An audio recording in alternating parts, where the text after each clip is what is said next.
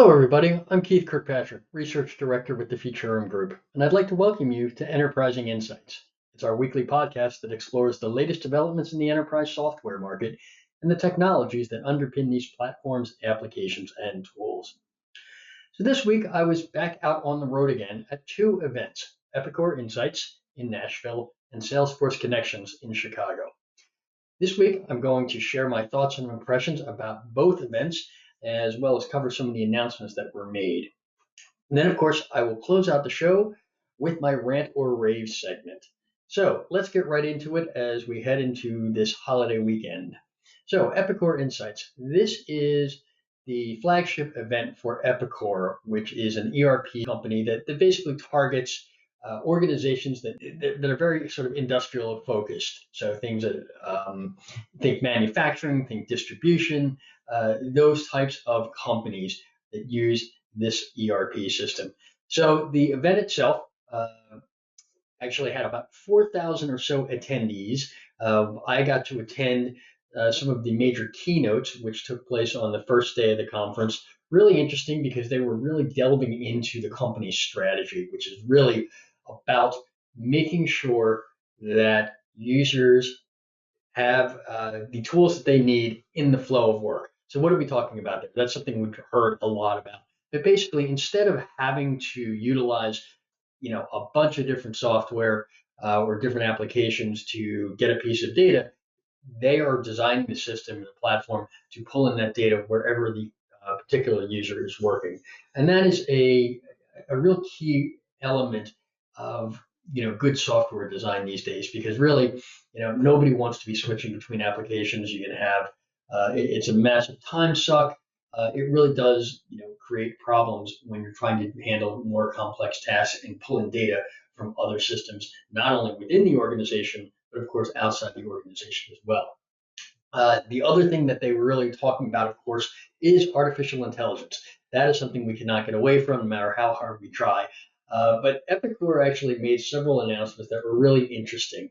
One of the first ones, of course, and this is sort of the big one, was they unveiled Epicor Grow, which is a new set of AI and business intelligence functions that are really designed to enhance productivity in manufacturing organizations, distribution companies, and retail companies. Now, if you think about what is ERP, really, it's the tech that sits at the core of the organization, and it's designed to kind of manage mission critical processes, information, all of that kind of stuff across a variety of business functions.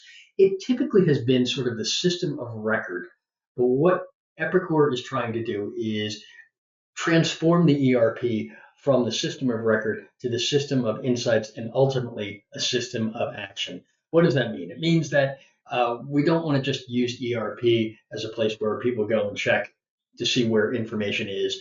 We want to actually be able to utilize that information in such a way that it allows predictions to happen based on the data that is held within the company. It's about making sure that people can actually conduct workflows more quickly and more efficiently by leveraging all of that data and actually using that data across different types of functions, whether we're talking about things like supply chain or automating tasks at the front end with field service applications and workers. So what Epicor is really talking about here is trying to utilize technology, both generative AI, which is sort of the big shiny object in the room right now, and that is actually through EpicorPrism, which is what they're calling their generative AI service that's embedded within their Epicor Industry ERP cloud. That is one thing that they're announcing. So this is really interesting because when we think about generative AI and how it can be utilized beyond sort of the most basic functions like summarizing conversations that are held between a customer and a sales rep or a support rep. What Epicor is really trying to do is utilize generative AI in a much more deliberate way. One of the examples they talk about is using it as a code assistant to help create automated business processes more quickly, basically using a low code or no code environment to generate a workflow or create a process without needing to actually go in and hand code it. Another way that they, are thinking of utilizing generative AI is by using conversational ERPs to allow folks to access information held within the ERP in a more conversational way. Instead of having to know which file to go into or which system, you could actually just enter a prompt saying, "I'd like to know, what is the lead time on a particular product, given that we have a storm in the Midwest," and it will actually query the entire ERP to get that information, pulling it in from wherever it needs or wherever the data lives. So that is really, sort of technology that is on the way. It is really interesting when we think about generative AI, in a B2B context. The idea is to not just handle sort of basic tasks, but really, link systems, link different pieces of data together in order to provide more efficiency, more speed, more accuracy. And that is what EpicorPrism is being designed to do. We're going to learn more about that as time goes on, but it is certainly interesting. I think the other thing that's going to be interesting is, of course, how this functionality is rolled out within the platform in terms of pricing, all of that kind of stuff. We'll definitely get more clarity around that as time goes on. The other thing that, or another sort of announcement that they made is focusing on Epicor Grow AI. Now, this is utilizing AI, but not generative AI, but really sort of predictive or more classical artificial intelligence, basically machine learning. So things like AI-driven predictive analytics, sales orders that are generated from natural language email queries, product suggestions that are based on past order histories, things like that, predictive maintenance. All of these things are, things that have been used in the past, but the idea here is that they're wrapping this up into a product in which you're able to really leverage the power of AI within the ERP that has been, basically you're tuning all of this to work with this specific data. And ultimately, it's not sort of generic. It's based on Epicor's sort of deep industry expertise and experience. And I'll get a little bit more into that later. That's one of the things that I think is really important to understand about Epicor. Now, they have a few other products that they announced. Epicor Grow Inventory Forecasting, which came out of Epicor's acquisition of Smart Software. This will, let users leverage predictive analytics, and they can model what-if scenarios to sort of better manage inventory and scheduling and all of that kind of stuff. So that's another product that was announced. Epicor FP&A, which is financial planning and analysis. It's another one that they announced, and of course, Epicor Grow BI. And this is essentially their data visualization dashboard offering. Essentially, the idea here is, nobody wants to look at spreadsheets anymore. The way to really communicate information is through a visualization. And one thing that they stressed to me, that management stressed to me in my meetings with them, is that certainly while they would love for all their customers to utilize Grow BI, they have set it up in such a way that it's possible for users to export their data to the BI tool of their choosing, whether we're talking about Tableau or, Power BI, what have you. The idea is that they want to meet their users where they are. And I think that's a really important thing in this day and age, where you think about the way organizations purchase technology or don't purchase technology. There are, individual purchasers or influencers or even entire departments that have their sort of pet or, familiar software that they like to use. And in order to really make sure that there is this sort of seamless flow of information, you need to have those integrations with all of those different tools. And speaking of that, Epicor also announced their Grow Data Platform. Again, this is, if you think about a data platform, really, it's about bringing all that data into a central location to serve as a single source of truth that can then feed, any number of other systems or the AI models themselves. The idea here is, of course, is that you want to basically clean, normalize, and make that data available to be used throughout the organization to really, make sure that all of the business decisions are incorporating all the data, not just the data that is not just some data. If you have data locked away in silos, uh, you can't get a full picture of what's going on with the business.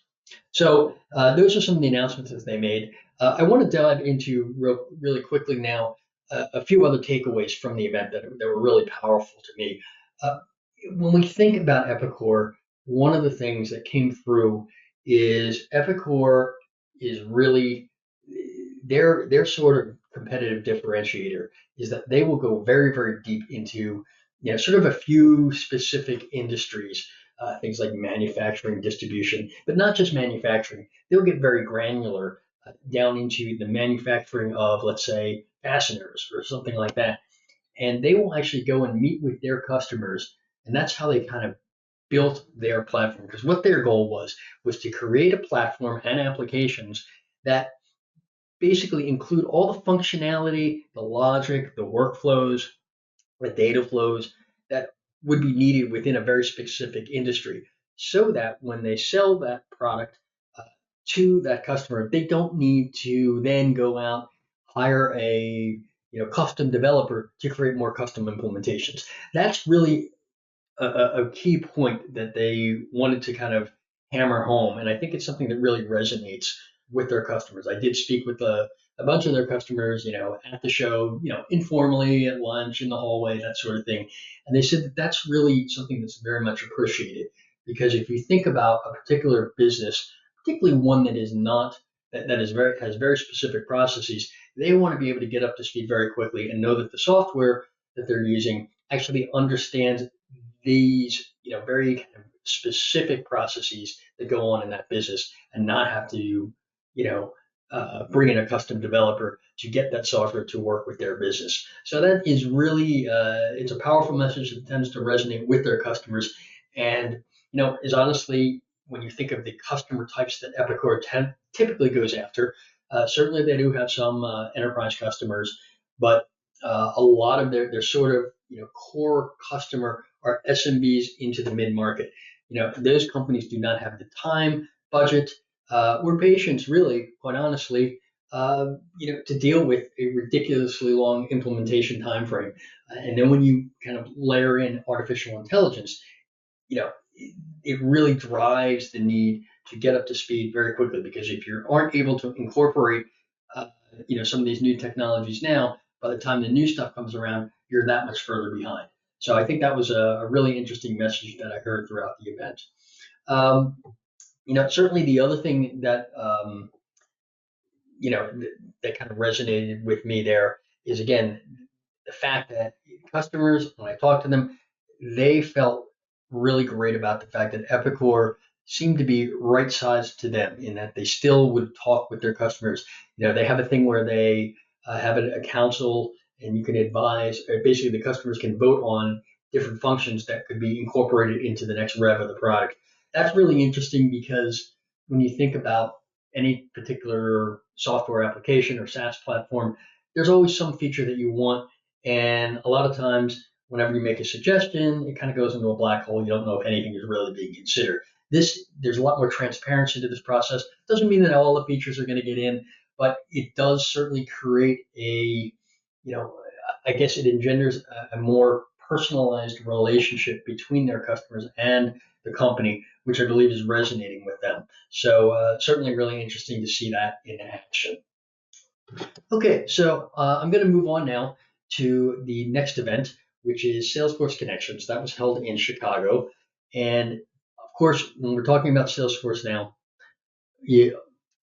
basically the conversation is about AI, but not just about AI. It's about bringing AI into the flow of work to drive efficiency, to link different functions together. So when we're talking about Salesforce, they have unveiled a number of new things, but they all kind of revolve around their Einstein One platform and bringing that functionality, the generative AI functionality, into their different clouds, into Marketing Cloud, into Commerce Cloud. And the idea here is making sure that all of these different clouds, and the folks who use that are able to get access to the data held within uh, these other systems, and then leverage AI across all of that to provide more trusted insights, and obviously to leverage AI throughout entire workflows, to make sure that, okay, if I'm in support, I understand or I can see what's going on to a particular customer, through marketing. It sounds logical when you think about it. If I'm on with support, that hopefully that support person knows exactly what I've seen. But it's not always easy to integrate all of that information together, because you need to make sure that all of that data is harmonized and captured, or actually managed within a single source or a single location. And that, of course, is Salesforce's DataCloud. So it's interesting to see how they are trying to unify, basically allow the creation of a unified profile, capturing all of the customer data in one place, and then making that available, whether it's a sales function or a marketing function or a commerce function. So that is really interesting. I'm going to be doing a more detailed research note on each of these announcements that are coming out of Salesforce in the coming weeks. The other thing that was really interesting is, we had several discussions talking about, in general, Salesforce's, I guess, vision of how the market will shake out in terms of pricing of generative AI. What they are trying to do here is, like a lot of companies, they want customers to utilize AI, and in a sense, it's sort of, they seem to be operating on a freemium model. Let's include a certain number of generative AI credits, which allow various AI or automation functions to be used to help customers really engage with their customers. So, generating marketing campaigns or marketing briefs automatically from all of the data held within DataCloud. So things like customer information, all of the product catalog knowledge, all of that kind of stuff, to allow marketers to more quickly develop marketing campaigns. Then, of course, same thing with commerce, allowing them to more quickly build out e-commerce sites that are more personalized and more engaging with customers. And again, the idea here is that by using AI to take out the challenging, repetitive manual processes of inputting certain information, or trying to manually build out all the different iterations of marketing campaigns, the idea is that you want to remove all that to allow marketers, merchandisers, support people focus on the higher value strategy stuff that is really required in this day and age, to engage with customers. So what they're doing is they are really looking at it as, okay, if you buy CommerceCloud or Service Cloud or what have you, Marketing Cloud, they'll give you a certain number of credits to utilize generative AI. And while they haven't really specifically said exactly how much you'll get, they did say there's usually an ample supply for most businesses out there that are using it. And that's really, you know, essentially, we myself and a few other analysts kind of went back and forth with them about it, and it's really about figuring out the right number to spur usage, but then also basically get companies hooked on it. So as they continue to ramp up their use, they wind up having to go in and buy either more credits or go for a full DataCloud subscription or what have you. But the idea is to really sort of kickstart usage, and then of course the idea is that because this is obviously more revenue for Salesforce, it allows Salesforce to cover their costs, which are not insignificant when you talk about the cost of generative AI. But also, it's a way, for these customer organizations to massively improve their productivity and hopefully improve their bottom lines by being much more efficient and by being able to be much more, customer centric, and roll out that very granular personalization that pretty much everyone in the market believes is going to be table stakes as we move forward. It's not going to happen for every industry. It's not going to happen for every product. But by and large, if you think about B2C businesses, personalization and very smart personalization is going to become the norm. And that means, everything from, instead of going to a website, buying something, and then getting hit with 4 other retargeting ads after you're done, they're going to know that you already bought the product. Or making sure that when you go to look and to look for something, you'll be able to type in a very, very natural language query saying, hey, I'm looking for an outfit to go out to a ball game, and I want to make sure that it's weather appropriate, but I want it to not stand out, whatever the particular uh, prompt might be. But the idea is that they want to give this power to their customers because ultimately customers are really starting to demand it. Now, the other announcement that came out at Salesforce was that IBM and Salesforce have expanded their partnership, basically allowing IBM, or basically bringing together IBM's Granite series models to power more generative AI use cases within the Salesforce Einstein 1 platform. This is pretty interesting. It gives even more power to Salesforce to utilize other models, which may be tuned or structured in such a way that it works better than some of the stuff that they already are using. The other interesting announcement that came out, which was that IBM joined the Salesforce Zero Copy Partner Network. And this was really, this network is set up to enable zero copy data integration between IBM Watson X, and Salesforce DataCloud. This allows your customers to connect all of their data and utilize that data without copying it, which introduces a bunch of security issues and expense and all of that kind of stuff. The other announcement that we didn't really talk about a whole lot, but Salesforce actually joined the AI Alliance, which is really about bolstering its commitment to deploying responsible AI and providing customers with trusted and reliable AI tools. Now, I believe Salesforce is one of the leaders in the market. When last year around Connections, when the company came out with their kind of beta Einstein GPT tool, which is what they called it then, they've since changed names. They out of the gate talked about the Einstein Trust Layer, which was focused on making sure that data was not going to be leaked and shared with the the models.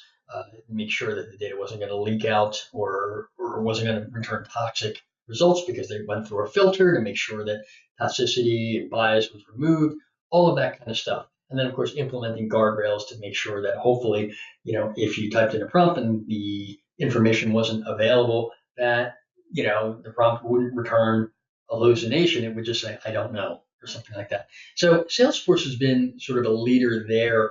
And I expect they will continue to be, because when you think about the types of customers that Salesforce has on the enterprise side, which is their bread and butter, they don't want to have those fiascos that make headlines and really impact the customer's business. And this is also important as Salesforce continues to try to expand their market down market into the mid market. They of course also have those same concerns. So it's great to see that Salesforce is continuing on these initiatives. So I think the key takeaway from both of these events really are that, obviously AI is here to stay. Organizations are looking at ways to deploy AI safely and also within the flow of work to make it easy for organizations and their users to, get the power of generative AI without having to undertake a whole new way of working. Because ultimately, it's like anything. If you have to change your routine, that creates a real issue in terms of utilization. A lot of people won't do it. It becomes, a burden. And if you're not using the technology, well, then it becomes something where the CIO looks at it and goes, I don't know if this is even worth it. That obviously impacts the vendors. So really interesting to see how, some of these, products, as they start to come out of beta and start to go into production or general availability over the next several quarters, how that happens, and see how customers feel about that technology. But it looks like both of these events were did their job in terms of exciting their user base about things to come. So with that, I'm going to quickly shift to the Rant or Rave segment. This is my segment where I take one item in the enterprise software market, CX market, EX market, or collaboration market, and I will either champion it or criticize it. Now, as I mentioned earlier, I was at both of these events this week, and I had to travel between the two. I had to leave Nashville on, I think it was Tuesday night, fly to Atlanta for a connection, and then fly from Atlanta to Chicago. So I did do that, and by the time I got to Chicago, it was about 1 in the morning. I had a little snafu at the airport getting transportation. That's a whole nother issue with what they're doing in terms of making the Uber pickup area at a different terminal than when I landed, but that's a rant for another day. But my rant is when I got to the hotel. I was greeted by a somewhat surly front desk worker, asked her for a room. Took a little while to get a room. Finally got my room, went up to the 30 whatever floor, opened up the door, looked around. Wow, this is a beautiful suite. There was no bed and there was no bathroom with a shower. So had to run downstairs, went to the worker at the front, said, this is the problem, no bed, no shower. Asked for another room. After about 10 minutes of checking, gave me another room, went upstairs, and the same thing. It was a mirror image of that first room where it was basically the presidential suite, but no bathroom and no bed. Came down again, and I asked the lady, can I please get a room? It doesn't need to be anything special. It's now about 1:45. I am tired. I need to get a room. She says to me, do you really need a shower? Which I don't even know how to take that. But at any rate, at that point, another associate, I don't know if she was the manager or whatnot, jumped in, tried to get me a room and finally succeeded, gave me a regular standard room. And by about 2:05, I was finally up in my room. Now, there's a few things here that I was a little bit shocked about from a CX as well as an enterprise applications frontline worker perspective. First of all, the first two rooms I were given, they were presidential suites, which appear to be, sort of just meeting rooms up in the hotel that are designed to be sold with an adjoining regular hotel room to, serve as the bedroom and bathroom area. I was shocked that the front desk worker was not able to ascertain that when she gave me a room. In this day and age, it's very surprising that they would not have that visibility. So that's kind of fail number one from a technology standpoint. Fail number two is that when the worker decided to give me another room, it was the same room, just on the other side of the hall, same scenario. So I'm surprised that that the worker wasn't able to ascertain that also would have not probably worked out. And then, of course, the bigger issue here that I feel from a CX perspective is that the worker didn't have any empathy. She could see I was coming in late and I was tired. I was just trying to get a room. I was very polite, but all I wanted was a room. And when she then asked if I needed a shower in my room, I thought that was pretty offensive and certainly lacking in empathy, which is one of those things that contributes highly to customer satisfaction and loyalty and all of that. Now, the other thing is that she apparently wasn't able to use data, not able to see I was a rewards member, that I was there as a guest of the host, which is Salesforce. I've been there the year before. Generally speaking, these analyst things, they try to take care of us to make sure that we're able to be on our, at our best each day. So it's a little surprising that I was not taken care of or that they weren't able to read the situation. Now, it's possible that there was a block of rooms that were set up for me, but that's where the worker lacked training to realize the situation. I was tired. I said, I just need a room with a bed and a shower. They should have been able to quickly identify an available room that met those basic requirements. So, long story short, it was a bit frustrating. Ultimately, to their credit, the second worker finally got me a room and issued me, a modest credit for incidentals, for my trouble. But I do think it is interesting that in this day and age, where we go to conferences and we hear about all of this about personalization, making sure that workers have the information they need to provide the best experience, it still isn't always happening. And a lot of times it's a failure of not just one thing, but two things together. If you think about, the old example of when you have airplane crashes, it's a cascading of events that creates a very bad outcome. It was a similar thing here. We had, a lack of training, we had a lack of data, and a lack of empathy all coming together, which conspired to provide me with a not great experience. But hopefully, it will be a learning experience moving forward for that particular worker. But we shall see. So anyway, that is my rant of the week, and hopefully I won't have another one like that for quite some time. All right, well, that's all the time I have today. So I want to thank everyone for joining me here on Enterprising Insights. I'll be back again next week with another episode focused on the happenings within the enterprise application market. So thanks everyone for tuning in. Be sure to subscribe, rate, and review this podcast on your preferred platform. Thanks, and we'll see you next time.